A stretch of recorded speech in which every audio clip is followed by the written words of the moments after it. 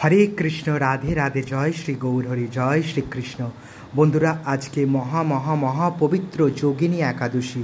আপনারা কারা কারা করছেন একাদশী ব্রত আপনারা অবশ্যই কমেন্ট করে জানাবেন। আর আপনারা আজকে ভগবান শ্রীকৃষ্ণের দর্শন করে নিন। এখানে প্রচণ্ড বৃষ্টি হচ্ছে, মানে বন্যার পরিস্থিতি, প্রচণ্ড ভয়ঙ্কর পরিস্থিতি। কি হবে কিছুই জানি না। ভগবানকে বলছি, হে ভগবান, এ বাড়ি তোমার, এই সংসার তোমার। তুমি যেমন গিরিরাজ গোবর্ধনকে হাতে করে তুলে ধারণ করে রেখেছিলে, তেমনি তোমার এই সংসারকে, এই ধরণীকে তুমি তোমার কৃপা দৃষ্টিতে ধরে রাখো প্রভু। প্রচণ্ড চারিদিকে মহাবিপদের আশঙ্কা, চারিদিকে মহাবিপদ দেখা দিচ্ছে। সব কিছু প্রভুই একমাত্র পারবেন এই সমস্ত দুঃখ কষ্ট থেকে আমাদেরকে রক্ষা করতে।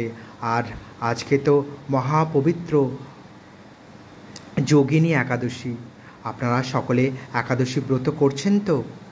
অবশ্যই ভগবান শ্রীকৃষ্ণের সন্তুষ্টির জন্য, ভগবান শ্রীকৃষ্ণের প্রসন্নতার জন্য ভগবানকে আজকের দিনটা সমর্পণ করুন এবং ভগবানের সন্তুষ্টি প্রসন্নতার জন্য একাদশী মহাব্রত পালন করুন।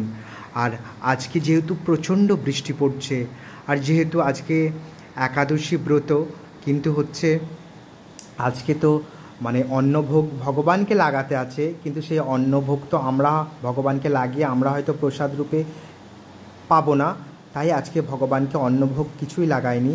আর যেহেতু অত্যাধিক বৃষ্টি পড়ছে, বাইরে একদমই যাওয়াই যাচ্ছে না কোনোভাবেই, চারিদিকে মানে বন্যার পরিস্থিতি ভয়ঙ্কর। কিন্তু এবার ভগবানকে আজকে দুপুরে আমি ফল নিবেদন করেছি।